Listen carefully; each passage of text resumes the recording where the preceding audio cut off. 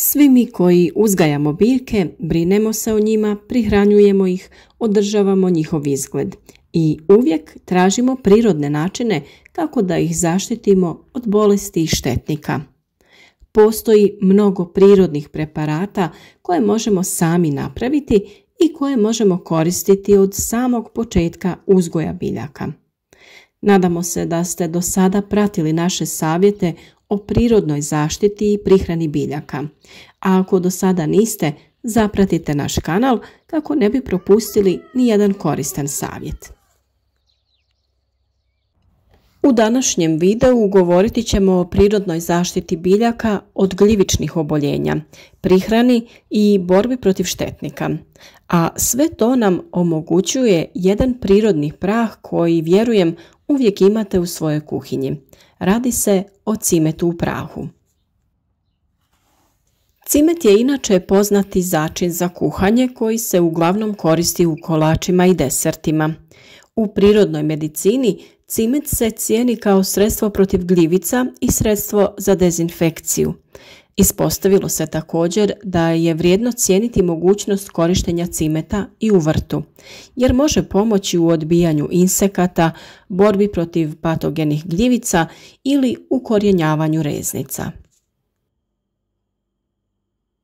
A jeste li znali da je običan stari kuhinski cimet nevjerovatan fungicid? I ne samo to, već se cimet može koristiti u vrtu na mnogo različitih načina.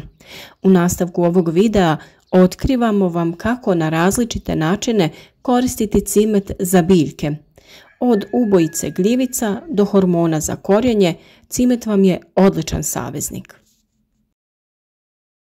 Sada je vrijeme pripreme presadnica različitog povrća.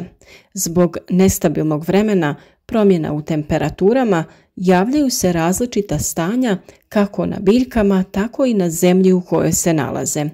Upravo zato je cimet spas za vaše presadnice. Niz bolesti koje napadaju sjeme ili sadnicu prije ili nakon klijanja mogu uzrokovati čak propadanje sadnice. Mogu biti uzrokovane različitim gljivicama i uslovima u tlu. Naime, ako posipate zemlju oko sadnica cimetom, to će spriječiti zadržavanje vlage. Ovo također ima puno smisla jer cimet ima ta antigljivična svojstva. Gljivice se najbolje razvijaju u vlažnim uslovima, pa se na ovaj način može efikasno spriječiti njihova pojava. Proizvodnja presadnica je uvijek rizična zbog velikog broja gljivica i drugih uzročnika bolesti koji napadaju sjeme u fazi klijanja i nicanja, kao i same mlade biljke. Cimet ima to antigljivično djelovanje, odnosno sprječava razvoj gljivica.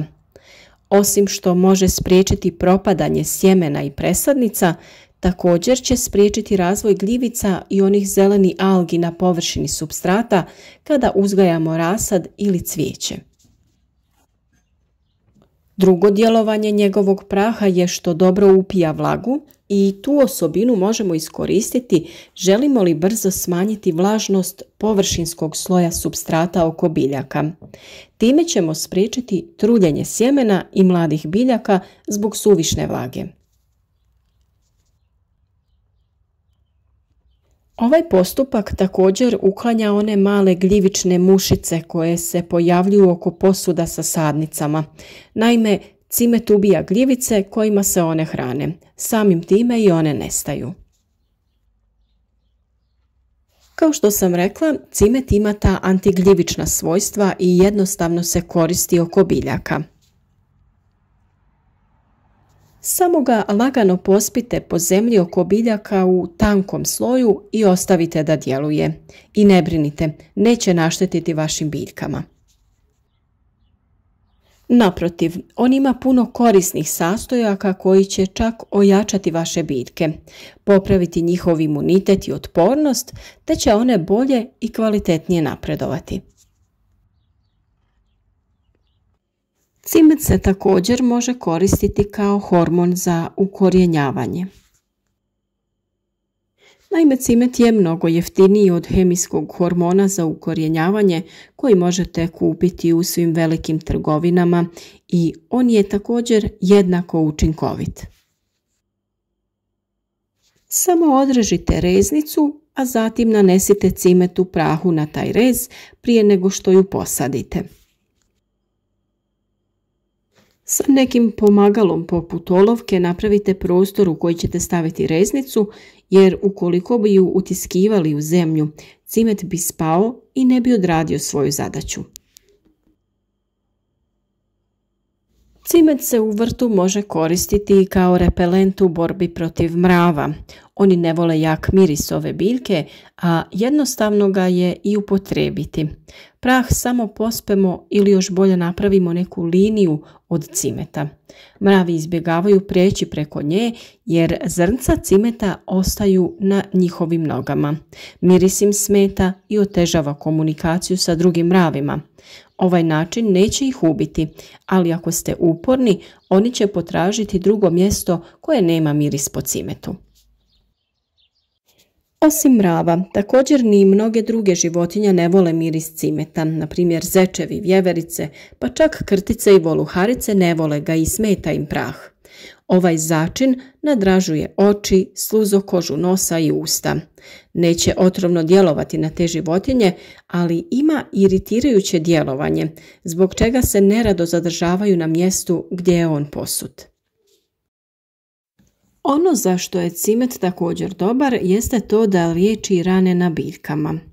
Pretjerano revno orezivanje ili neka pogreška sa alatom za uništavanje korova i imati ćete biljku sa ranom koju treba sanirati. Jednostavno pospite cimet na ranu kako biste potaknuli zacjeljivanje i spriječili gnjivičnu infekciju u isto vrijeme. Također se može sa cimetom tretirati rane nakon uklanjanja zaperaka na paradajzu, krastavcu i paprici. Na tim ranama se u raznim uslovima mogu stvoriti gljivična oboljenja, a cimet će to učinkovito spriječiti. Cimet je također i efikasno sredstvo za odvraćanje letećih kukaca. Poznato je da ulje cimeta odvraća leteće bube poput komaraca. Kada ga posipate po vrtu, cimet u prahu može imati isti učinak. Cimet je dobar i za vaše kućne biljke. Također rješava plijesni i gljivice u sobnih biljaka. Jednostavno pospite malo cimeta po tlu. Gljivice se pojavljuju kao mrlje bez boje na tlu, a najčešće se mogu osjetiti neugodni mirisi tokom zalijevanja. Da biste bili sigurni da mlade biljke nisu napadnute bolestima, pripremite organsko sredstvo sa cimetom protiv gljivica. Stavite 1 litru vode i dodajte 1 kašiku cimeta. Promiješajte i ostavite da stoji nekih 12 sati. Sa tom otopinom jednostavno zalijevajte vaše biljke. Osigurati ćete im zaštitu od gljivičnih oboljenja, zaštitu od raznih nametnika, ojačati imunitet i uzgojiti jaku i zdravu presadnicu. Također sa ovom otopinom možete i prskati vaše biljke, ali u tom slučaju bi bilo dobro procijediti otopinu kako se prskalica ne bi začistila mrvicama cimeta. I na ovaj način dajete biljkama prihranu i adekvatnu zaštitu od oboljenja. Koliko god bi bilo dobro koristiti štapiće cimeta u vrtu, njegova učinkovitost jednostavno je vrlo niska. Najbolji je ipak cimet u prahu. Kako za biljke, tako također cimet ima nevjerovatne zdravstvene dobrobiti za nas, pa ga je uvijek sjajno imati pri ruci, a najbolje od svega je što je uvijek lako dostupan u bilo kojoj trgovini. U svakom slučaju vrijedi isprobati ovaj jednostavan način, pogotovo u zaštiti mladih sadnica i osigurati im zdrave i pogodne uslove za rast i razvoj bez štetnika i oboljenja. Svakako za još sličnih savjeta zapratite naš kanal. Uz nas uzgojite mnoštvo zdravih biljaka. Ukoliko vam se čini korisnim ovaj savjet, isprobajte ga, na video ostavite like i podijelite ga sa prijateljima na vašim društvenim mrežama, kako bi oni pratili naše savjete i uzgajali u vlastitom vrtu zdrave i jake biljke.